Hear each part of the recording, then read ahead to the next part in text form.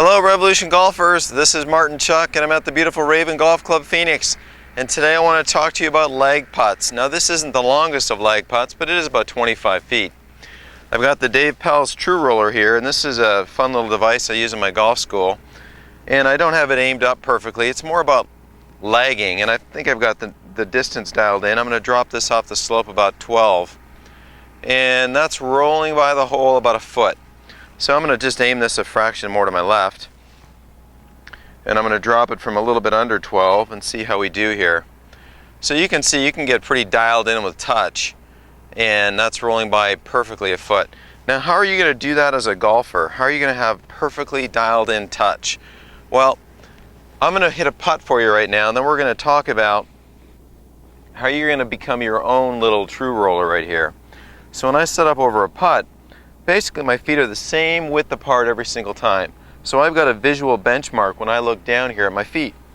And then we want to have a stroke rhythm that is the same day in, day out. You know, I really believe in using a metronome. There's a lot of smartphone apps that are free. You can just put one on your phone. Putter Metronome, just Pro Metronome is another one. It's a free app. Please Google it. You can find these really easily for either Android or Apple, and you become a really good putting machine yourself. Now the key to this is that you need to find a stroke length that makes sense for the given putt. Now you're the viewer. If I make a stroke length that goes back, if I use my cadence, ready, 1, 2, 3, 4, you can tell that that's not enough stroke length to roll this ball with enough energy to get to the hole, and if it misses, to stop conveniently by that orange stick so I can have a simple tap in.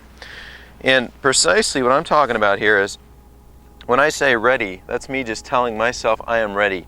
1 is precisely when the putter comes back to a specified distance that I sort of measure off where my right foot is located. 2 is exactly when the putter hits the ball. 3 is the moment of peace I allow my eyes to stay remaining down, i.e. keeping my head down. 3. And then 4 is when I track the ball's roll to see how I putted. So I've seen this putt roll a couple times. It's going to break a little left to right, and I'm going to pick a stroke length. So when I go through my little pre-shot routine, ready, 1, 2, 3, 4, I can see that that putter is swung slightly outside my right foot, and I believe that to be effective for this particular putt. Now with practice, you could put some tees down. You know, you could put a tee by your right big toe, a tee outside your right pinky toe. For you lefties, I apologize, but flip this around. Or you could swing the putter back even farther.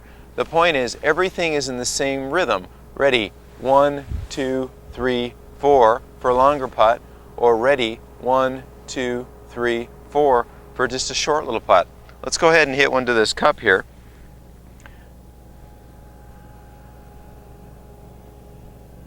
Ready, 1, 2, 3, 4. You know, there you go. I had a couple of looks at what the True Roller did, and my mind picked a really nice stroke length to hold that putt. Let's do an up-close version of what's happening with my feet in the putter. So Revolution golfers, let's talk about this a little bit more up close. So if I'm hitting a short putt, I'm not trying to just hit it easy. I have a prescribed stroke length I'm dedicated to using, and that stroke length may only go to the instep of my right foot. So that's my visual benchmark. I don't stare at my right foot. I can see it with my peripheral vision. So when I'm standing over a putt, I've already taken a couple of practice stroke lengths. Ready, 1, 2, 3, 4. And when I step up to hit a putt, I aim my ball where I think I need to start it. And then it's really about the correct pace. Ready, 1, 2, 3, 4. And to trust that you've picked the correct stroke length. So if I go through the same cadence and I need a ball to roll 20 feet, I'm not going to take it back to the same distance inside my right instep. I'm going to create a bigger stroke length. So in my mind, I want to take a stroke length, ready, 1, 2, 3, 4, that I have practiced, that I feel will roll a ball 20 feet. Ready, 1, 2, 3, 4. And that wasn't too shabby there. So this is Martin Chuck from the Raven Golf Club Phoenix. I hope this tip about stroke length and tempo helps you negotiate the greens a little bit better and avoid those 3 putts.